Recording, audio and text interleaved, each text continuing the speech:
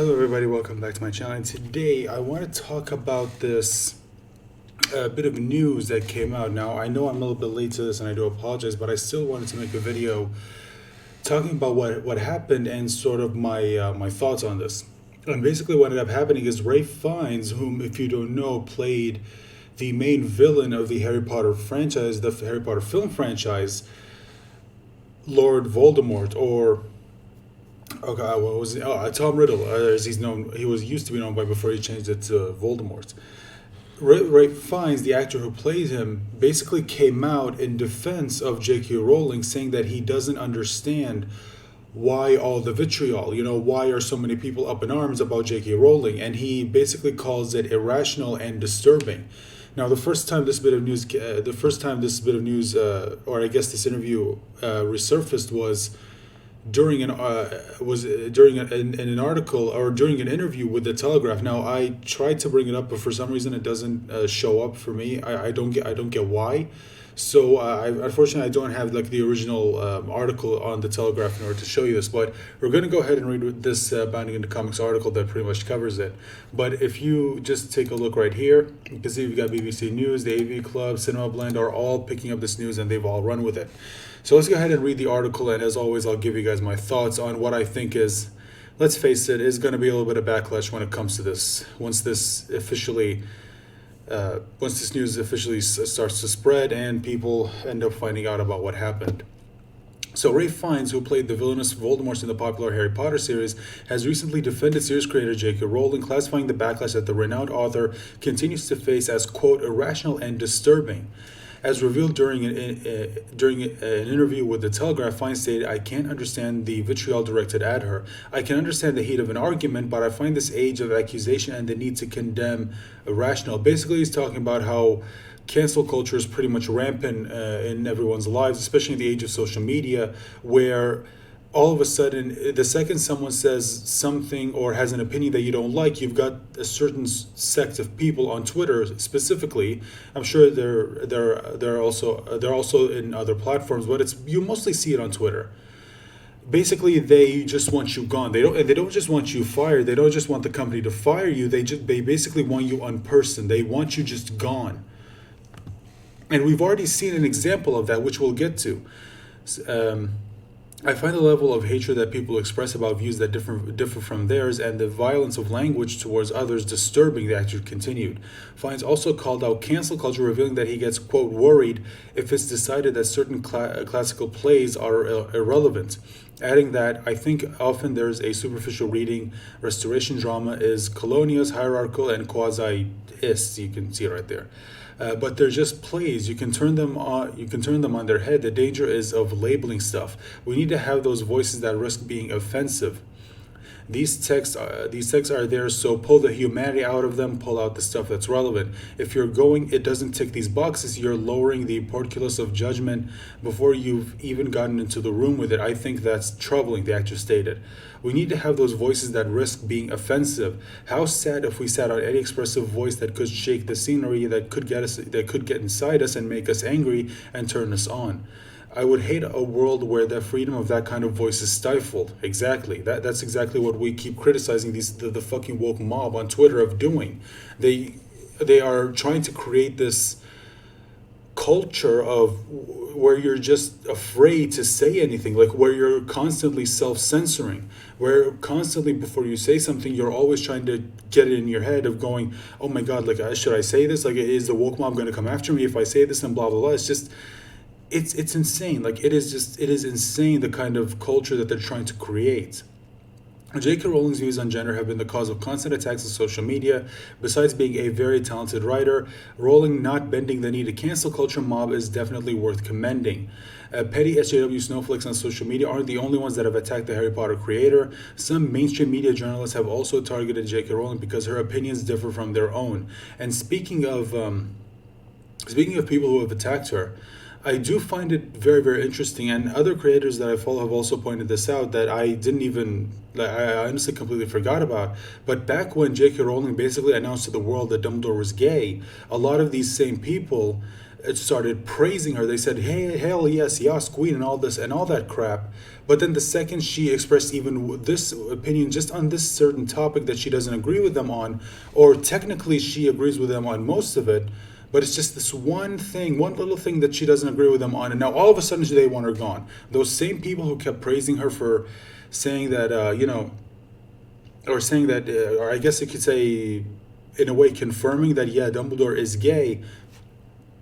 Those same people turned on her, and that is exactly what we have been trying to tell all the people who defend the woke mob, who try to pander to them. Listen, you can pander to them as much as you want, but I'm telling you, or all of us are telling you, the second, and I mean the second, they find out that you do not share the same opinion with them on one thing, or the second they find something that you have said or done in the past, could have been 10, 20 years ago, doesn't matter, they will try to unperson you, because these are people who think that they're just above everything.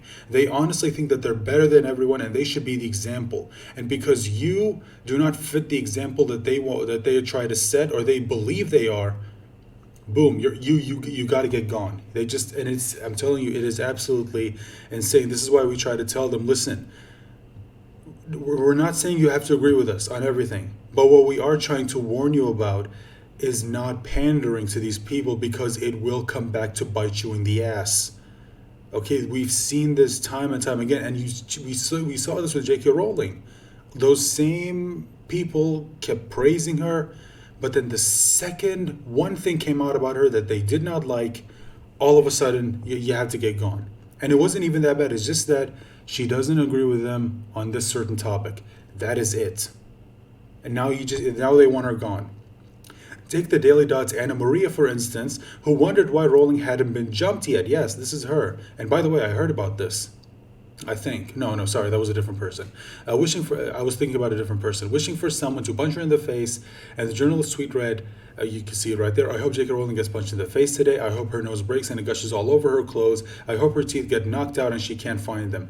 And by the way, these are the same people who call out people who criticize the woke mob of endorsing violence, and yet there's no problem when they go ahead and tweet something like this. Riveting. When rumors of a live-action Harry Potter series produced by HBO Max and Warner Brothers started doing the rounds earlier this year, the cancel culture mob also attacked Rowling and called her a TERF, an acronym that literally translates to trans-exclusionary radical feminist. Rowling herself is a feminist, and the constant attacks only go to show how narrow-minded the attacks are. Attackers that keep proving Rowling isn't being the radical one. Even a TikTok trend saw former fans burning Harry Potter books to protest Rowling's views on biological sex. By the way, idiots who are burning her books, she still got the money.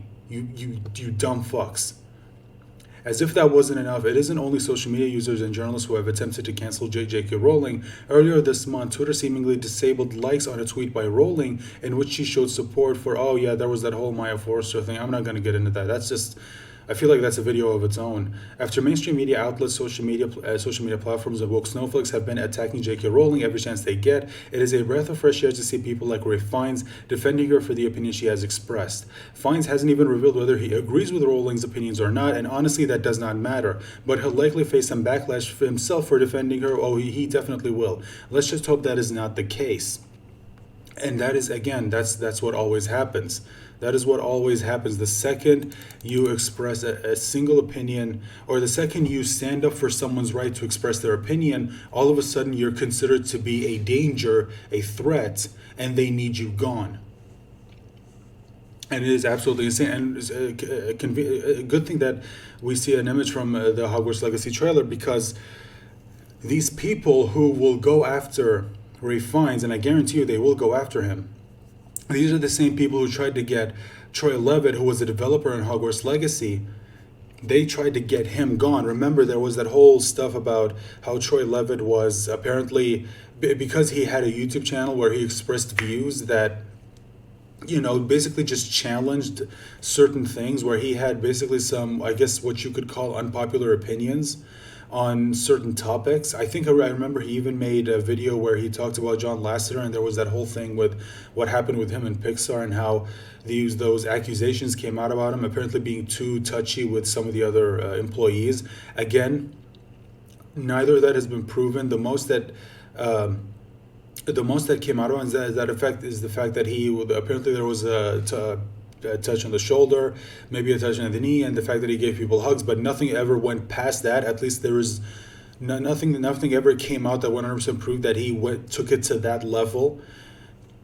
But again, a lot of people have made the case of, okay, so it's like, I'm not going to get into that whole thing, but basically he made a video talking in defense of John Lasseter, I think it was. And remember, there was this whole thing, Hogwarts Legacy, and then news came out, Hogwarts Legacy developer leaves after controversy over reactionary YouTube videos.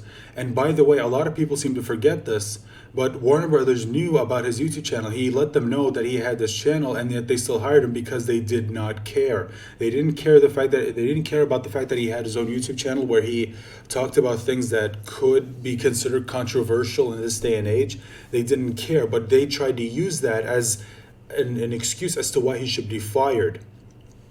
But then news came out that Hogwarts Legacy developer leaves after controversy, that he left, basically. And a lot of people were wondering, like, okay, did Warner Brothers bend the knee? Did Avalanche bend the knee?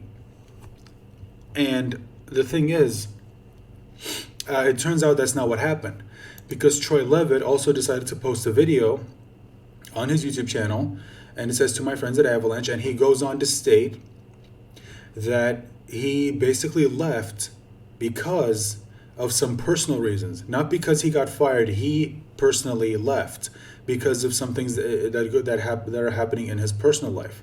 That's why he left. But apparently in this video, he goes on to state that, don't worry, things are good with Hogwarts Legacy. So if you were wondering if maybe Hogwarts Legacy was going to be in trouble, that maybe Avalanche was now probably going to fill it with like a shit ton of identity politics just to pander to the woke mob, then it seems like you don't have to worry, or at least, good God, I hope not. I hope he's telling the truth, but we'll find out when the game eventually does come out. Although I have to admit, I can understand why, because of how it looks, because of the optics of the situation, I can understand that some people now are probably not going to buy Hogwarts Legacy because they're going to think, well, the woke mob went after them and Avalanche bent the knee, or Warner Brothers bent the knee to them.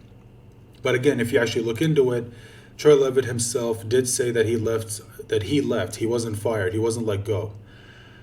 Although, again, we'll know definitively when the game officially comes out. Now, granted, the game could still suck because it's just a terrible game, but then again, I'll still take that over it sucking because there was like a shit ton of identity politics. I just hope there's not a bunch of characters where they're just talking about the patriarchy or whatever and all that shit. I really hope that's not the case. But that is basically all I think. I think I've said everything I want to say when it comes to this video.